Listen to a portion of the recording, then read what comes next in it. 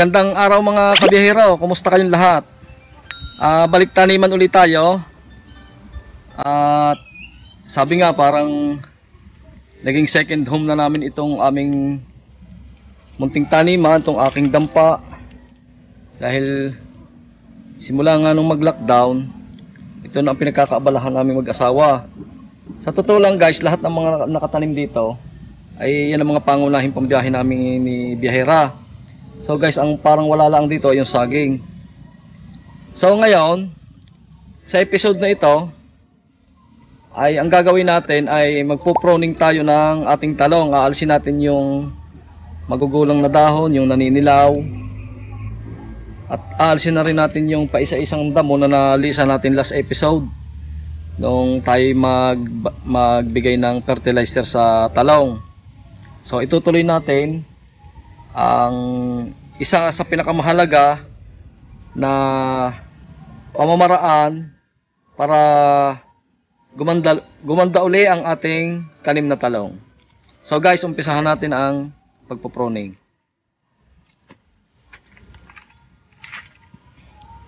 Bali guys, ito na umpisahan ko na kahapon na pruningan.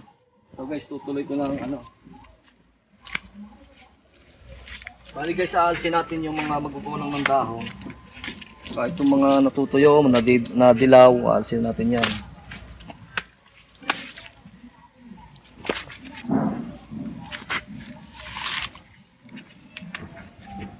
Yan. Yung mga lumanan yung dahon, kailangan alisin natin. Ang kahalagahan guys ng pag-aalis ng mga dahon o kaya pagpo-pruning, siguro napanood niyo nung last episode na nilagyan ko nga ng fertilizer.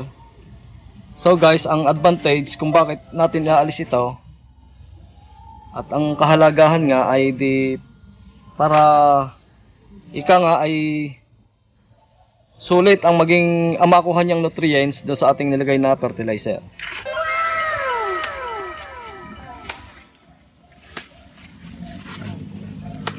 Naalis natin yung magugulang na dahon. Yan. Tapos ito mga yan.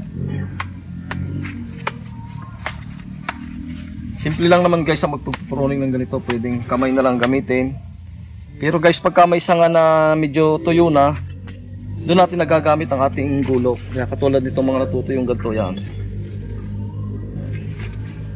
At ang isa pa guys ng kahalagahan ng pag-aalis ng dahon, pagka tayo ay nag-i-spray, madali nating patamaan ang bunga o kaya yung talbos niya, madali nating patamaan ng buga ng tubig. At saka sa pamimitas, kitang-kita natin yung bunga na pwede na nating kuhanin. Wow!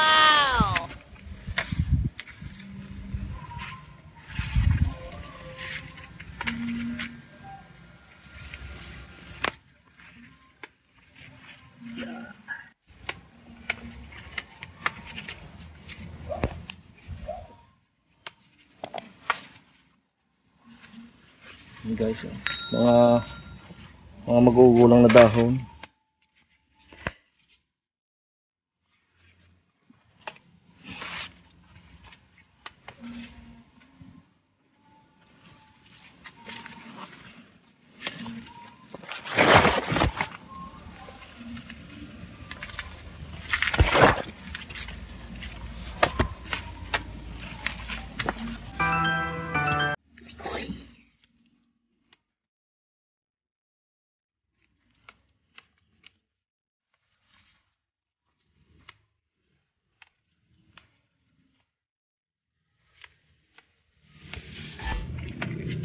Bali guys, kailangan magsuot tayo ng medyo mahaba ang kamay, long sleeve para protection sa kate. Dahil guys, itong dahon ng talong, kung hindi niyo naman itatanong, ito ay medyo makati sa ating balat. Kaya kailangan tayo naka long sleeve.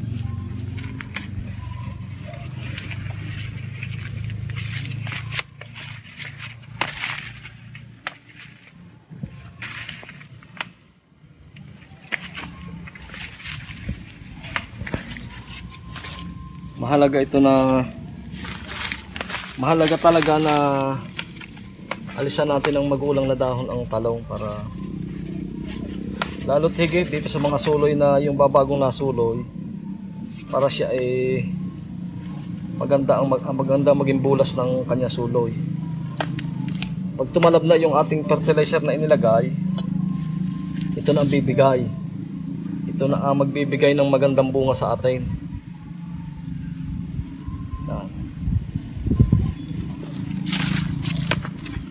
Yan.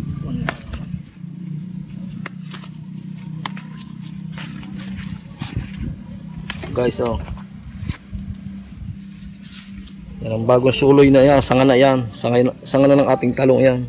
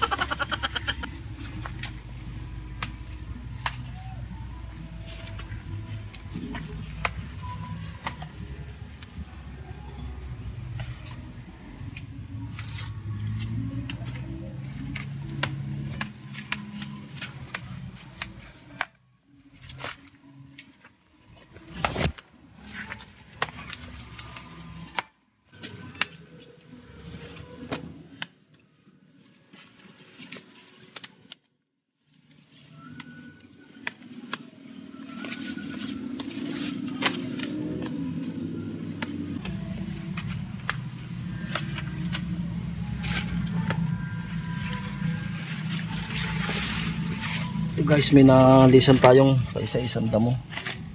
Kailangan alisin din dito. Hindi naman talaga kayang perfect ng ano sa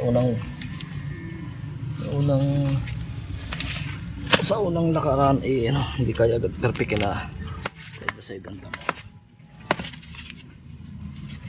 Madali naman guys alisan ang dahon nito. Kahit kamay nga lang ang gamitin natin. Ayan.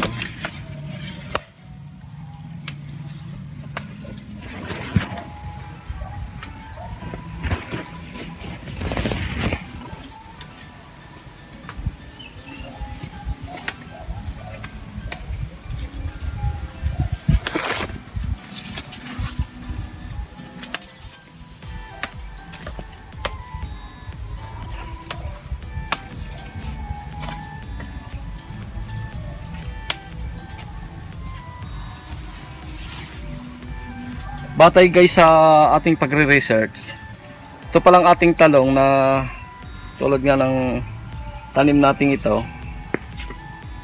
ang nagiging tagal pala nito na pakikinabangan natin kung talagang tama at wasto ang ating pamamaraan sa ating pag-aalaga ng ating talong. Inaabot pala ito guys ng 1 taon hanggang 2 taon. So kung iisipin natin guys, ito ibali 4 na buwan pa lang na nakatanim hanggang sa yun nga, napuputihan na natin, napipitasan na natin. Kung tama ang ating pamamaraan ng ating pag-aalaga at pagbibigay ng ating mga pataba, ibig sabihin may natitira pa tayong 1 taon at kalahati nating pakikinabangan ng ating talong. Kaya guys, pagka nakikita natin na medyo nahina ng ating yung katawan ng ating talong, ay di nararapat na bigyan natin ng pataba, alisan natin ng mga dahon na ganitong magugulang. Sa madaling salita guys ay ipo-pruning natin talaga. Napakahalaga talaga guys ng pruning sa talong.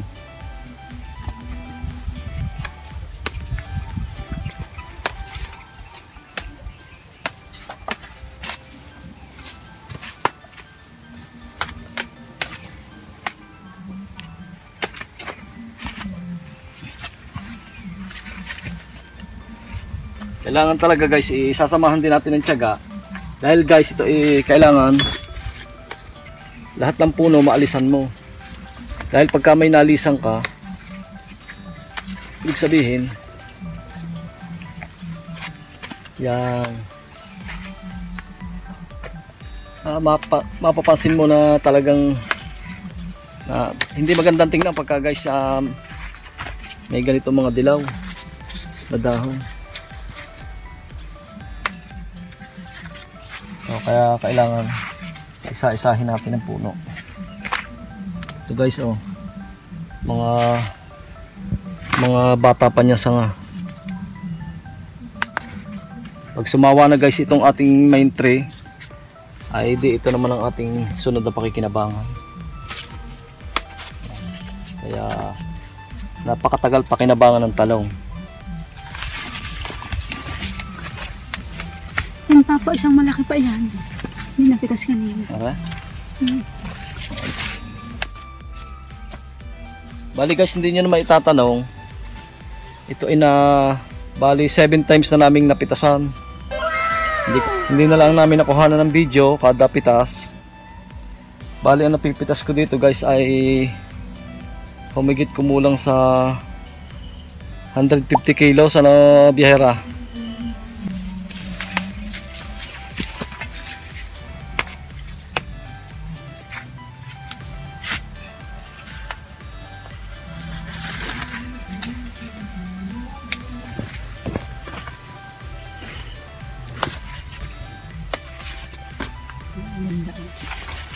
Ganda ng tanan.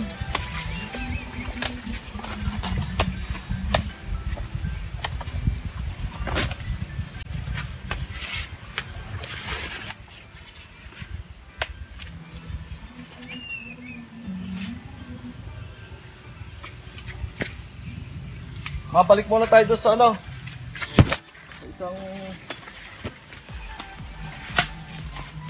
hindi naman tayo sa isang tudling.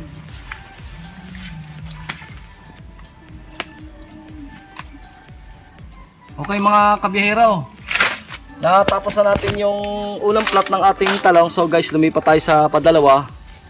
Yan, marami na rin siyang dilaw na magulang na dahon at ninilaw na rin. Yan.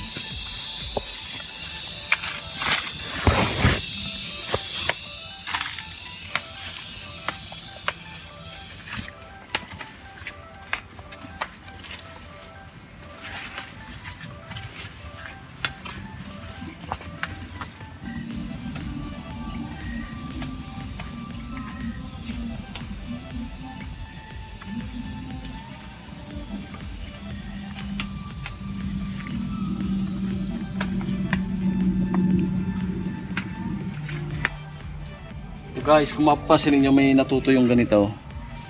Ito guys, hindi natin maiiwasan sa talong to.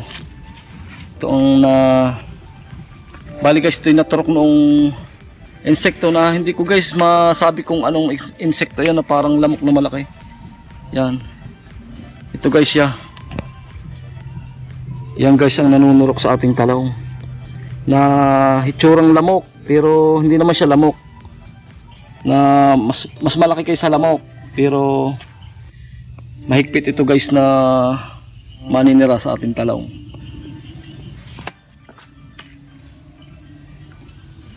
Kaya hindi maiwasan yung guys na may natutuyo na dahon.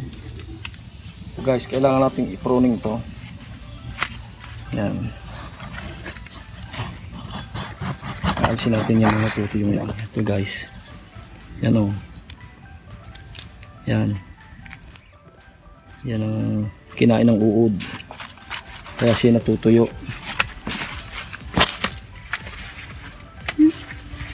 Kahuli ako. Kahuli ako.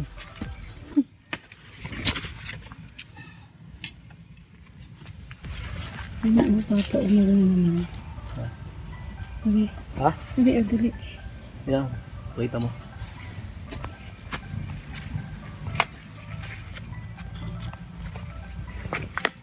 Ano lamok?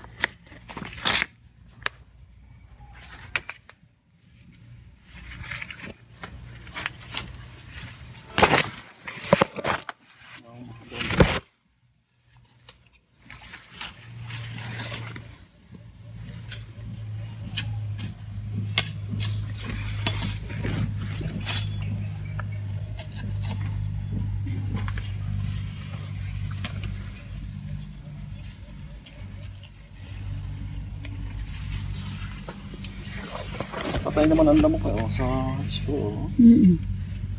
Talaga lang, hindi mo 100%.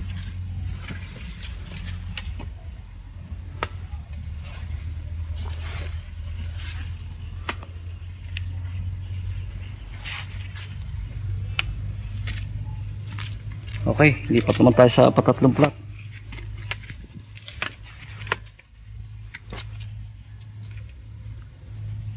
Yan guys ang kagandahan ng ano, ng naproningan natin. Yan. Unang-una maganda siya sa paningin. Malinis tingnan. At yung kahalagahan nga ay di marami ang masisipsip niyang nutrients ng bunga at saka ng ating punong ng talong.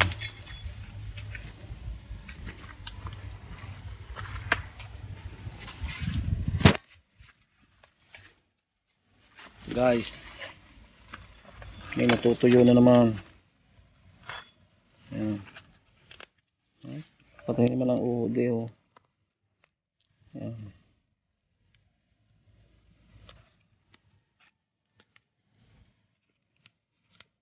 Yan guys ang uod, oh. Yan, upisa na yung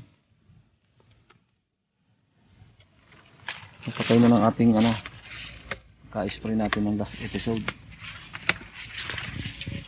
Guys, yung hindi pa nakakakita ng puno ng turmeric, ito guys ang puno ng turmeric natin, o kaya luyan dilaw. Yan guys, oh. Yan, luyan dilaw.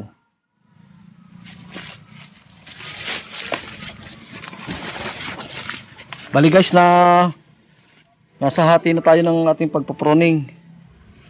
So guys, si Mrs. ano, dahil siya kung camera woman ko ngayon at hindi ko kasama yung anak ko. So magluluto muna siya ng kakainin natin sa tanghalian. Okay.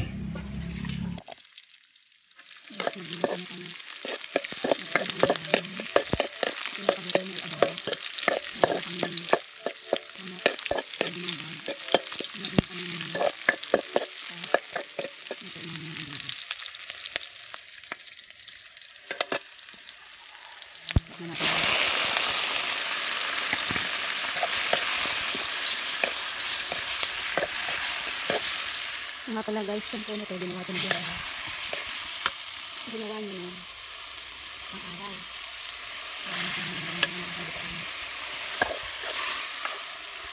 Yan siya.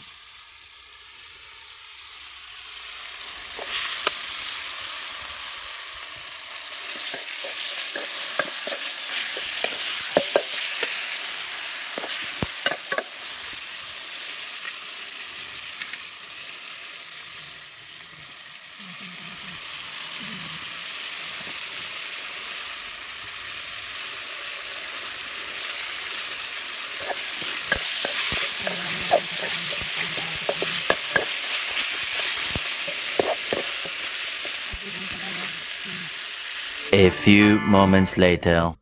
Papa, mga ilang pitas pa ng talong yan. Aba. Pag ang susundin yung ano, sabing nakaka 2 years, aba, napakadami pang pitas to. Huwag na yung 2 years, yung isang taon na laang. Ay sa isang buwan, nakakatatlong 4 na beses. Aba, 4 na beses. Sa isang linggo pala, 2 beses. Ibig sabihin, sa isang buwan ay di 8 beses kang pipitas. Isipin mo sa loob na isang taon ay di halos 100 pitas pag makakaabot na isang taon. Maraming pa tayo makukuha. Marami pa pagkatama ang proseso ng ating pag-aalaga. Kaya nga lang, pagka pinabayaan natin, madali ang magiging buhay ng talong. Kahit naman aling halaman pagka hindi mo inalagaan, hindi ka bibigyan niya ng magandang ani. Kung tutuusin, mahina pa ang bunga ng ating talong kumpara doon sa mga nakikita ko na sanay na silang magtanim ng talong. Bali guys, hindi pa tayo kalubhasa sa pagtatanim ng talong eh. Kaya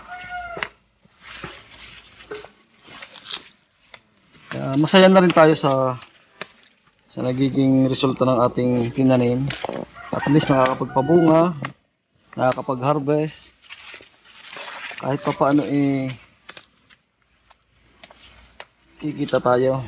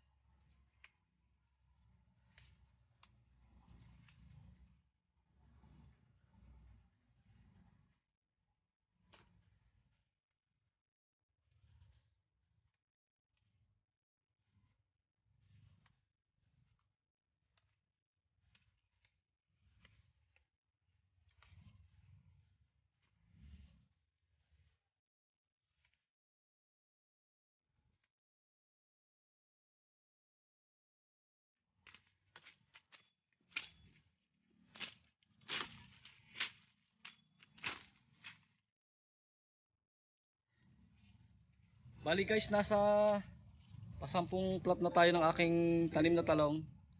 So, 14 itong plot. Ibig sabihin na 4 na plot na at makakatapos na tayo ng ating pagpo-pruning. Nakakapawis din guys ang mag-pruning. Nakakaaliw.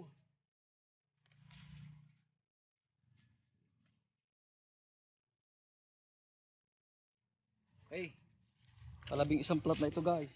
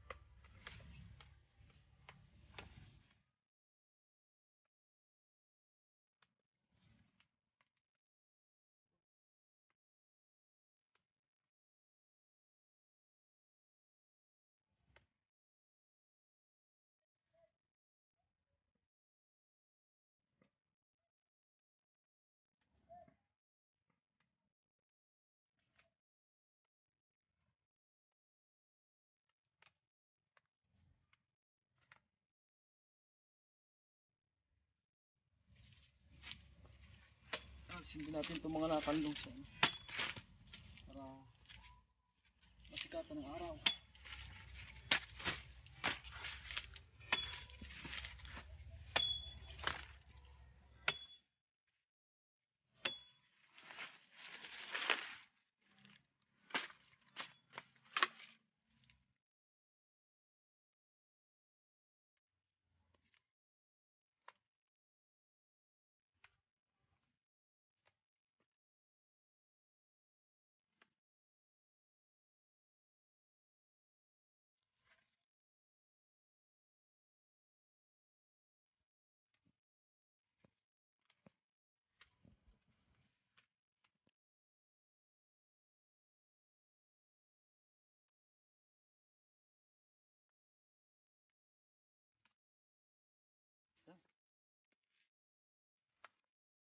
Bali guys, nasa pasampung plot na tayo ng aking tanim na talong.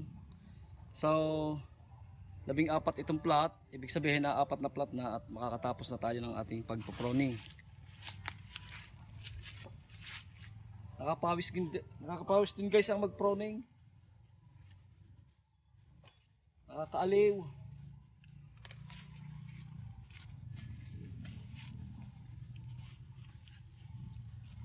Okay, kalabing isang plot na ito guys.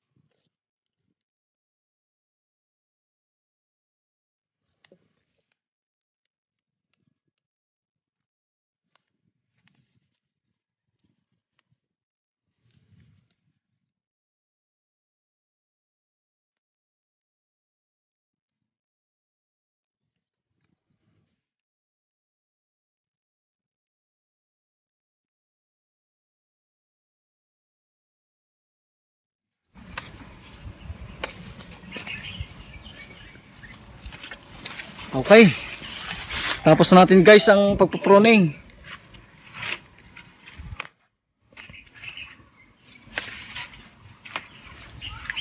Salamat at hindi tayo inabot ng ulan. So ayan guys, luto na ang aming adobong manok. Kakain na kaming mag-asawa. Naantay ko lang siyang dumating dito. Nakapag-prepare na ako ng aming pagkain, may papaya, tsaka yung may manggang hinog, tas kanin, yan lang dala namin kasi kami lang naman dalawang kakain. Ayan na po.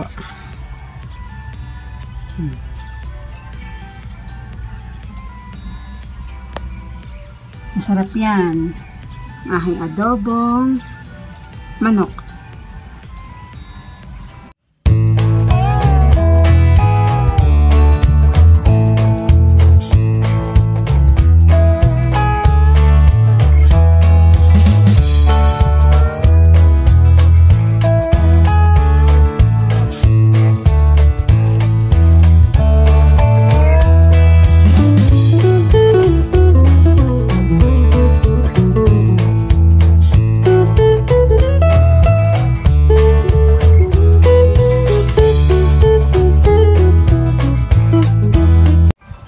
Okay mga kabiyahero, natapos na natin ang pagpo-pruning. Sana ay may natutunan kayo sa video kong ito. At muli ako ay nagpapasalamat sa inyo, sa aking mga subscribers, sa mga viewers na walang sawang sumusubaybay sa aking mga video. At nawa po ay pagpalain tayo ng poong may kapal.